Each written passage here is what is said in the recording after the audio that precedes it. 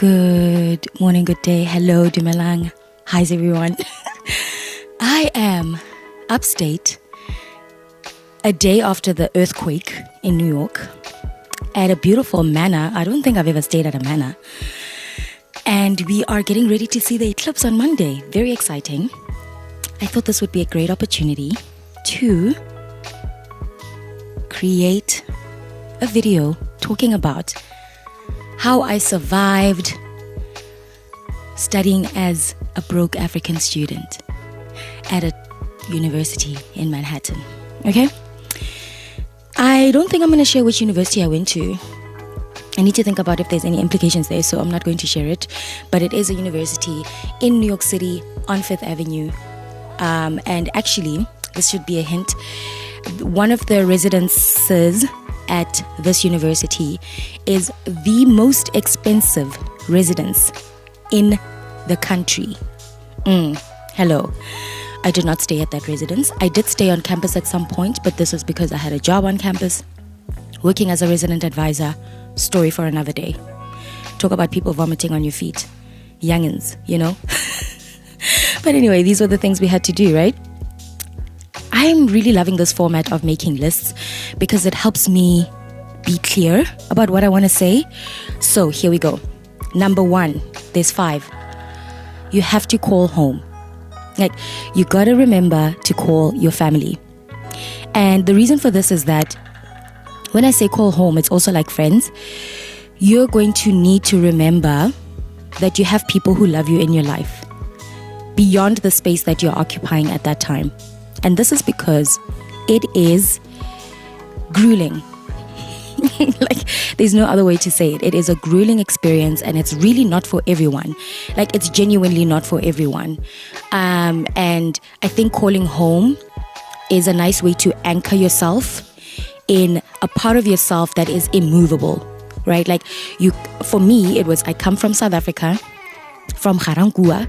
I have a community of people who love and care for me deeply at home, whether this studying thing works out or not.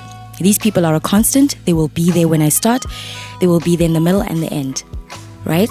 So calling home is also a way, like calling home physically, but also call on home as a philosophical space, a spiritual space maybe, because it really helps you feel anchored in who you are, and not get swayed by the ways in which you feel like your identity shifts because of the struggles you might be facing. Like, I know that at some point my identity was kind of feeling scrambled because I was at the bottom of the food chain, you know, as a 30-year-old woman studying for the first time. Well, it wasn't my first time really, but I was doing my undergrad at the time and returning to academia. And so that is a big identity shift from like having my own business, having an apartment on Kloof Street that I worked freaking hard to get. I was renting, I didn't own.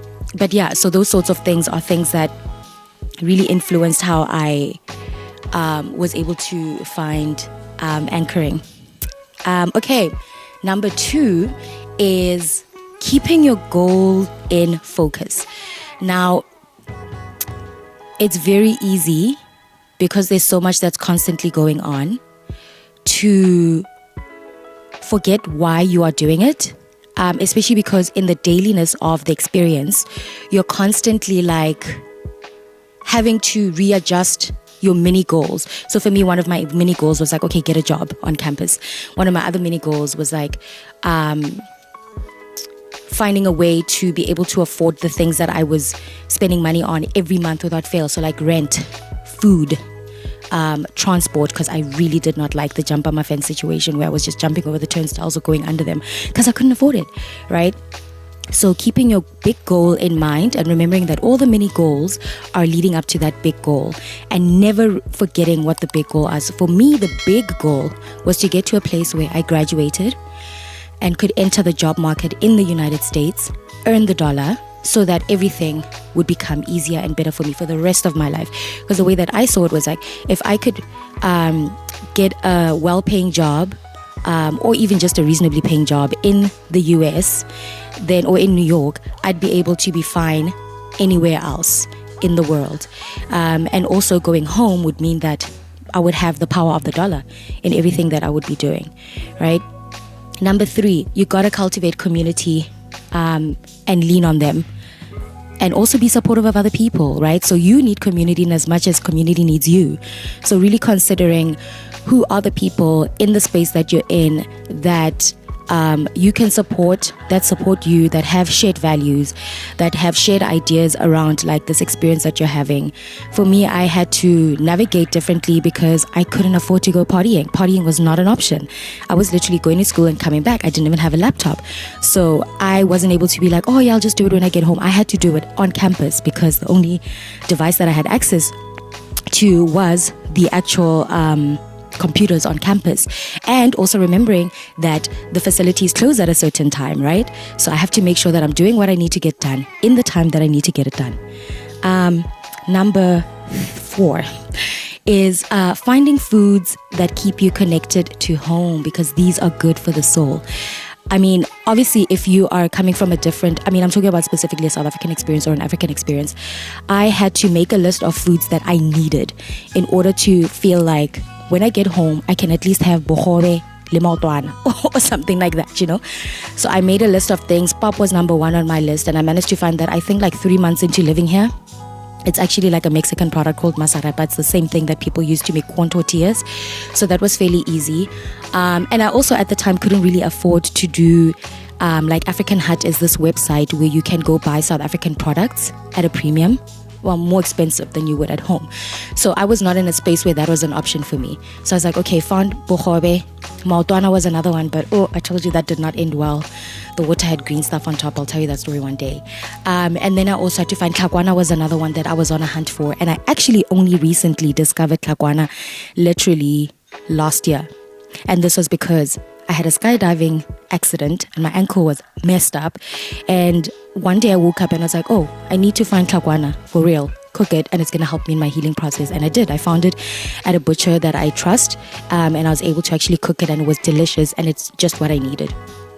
What was another one? Yeah, those were the main ones. And then if people would come to visit me, I'd be like, okay, can you bring some chutney? I also learned how to make, I knew how to make chakalaka, but it wasn't imperative. I could also just buy it. But in this case, I had to learn how to make it because, girl, where am I buying chakalaka? Huh? Tell me. Mpuleleng. So very, very important. And actually, something that I don't think I've shared with anyone is that when I was studying, there's this program called the Food Pantry. And the Food Pantry is like on my campus, and I think across the country in different configurations.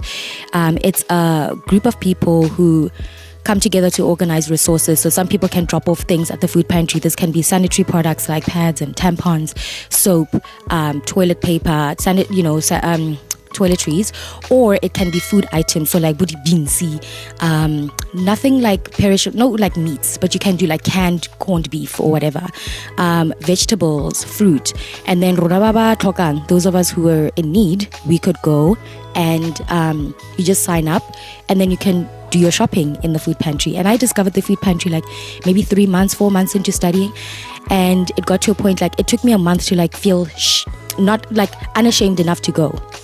And once I went, I never turned back.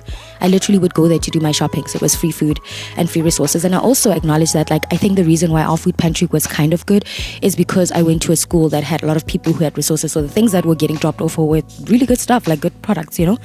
And then the last one is remember that there is a place beyond this experience where things will be better. Because they have to be, it's inevitable. I really do believe that. If it's not feeling good and it's not okay yet, then it's not the end. And I'm on the other side of that. Like, the telescope, boo. There's a lake, fireplace, studying books.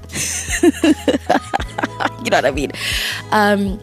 There's a place beyond that experience that is much, much better. And I know it's very hard to imagine it when you're going through it, because there's so many things that you're adjusting to, the weather, the culture, the fact that you are now having to reconsider where you are in society. You know, like, yes, when I was in South Africa, we were not like doing the best, but I would say we were maybe middle class, maybe, you know, on a good day. And then to come here, just be give me any job. Okay, I will pack boxes, which I did in a factory. So there's another place beyond that. And I think also recording this video in the space that I'm in now, where I don't have to worry about rent, I don't have to worry about food, I literally don't worry about getting on the train. And actually, as a form of gratitude, I always pay for the train now. I always pay for the bus, because even when I was jumping over the turnstiles, it was an acknowledgement that this is a just for now moment. This is not a forever moment. And I do want to pay for this service because it's a great service. I mean, it's a good enough service. There's things that could be improved, like the rats. Why are there rats chilling with us in the train and on the platform? That's something that I cannot get used to. But yeah, it gets better. Take one step at a time. Keep your goals in mind. Call home. Cultivate community. And find your foods that are going to help anchor you. For some of you guys, kibo okra, fufu, etc. I'm curious to hear how other people coped, during that time. And if there is anything that you would add to my list of what you think would be helpful for African students, low-income students, South African students who are trying to make it, studying in the US or even Europe, really, because I also studied in Europe, but it was a different experience because the program paid for everything. But yeah, it's really difficult. It's not easy. And actually, I do not recommend that everyone do it, even though some people think, if I can do it, anyone can do it. Guys, don't be lied to. It's freaking hard and it's not for everyone. Not everyone can do it and not everyone should do it, quite frankly. Anyway, that's me. What are the things that helped you survive? How are you surviving in your studying experience? What's keeping you anchored? For me, those were the things. I hope this video was helpful. Peace out. I hope you have a beautiful day further. Goodbye.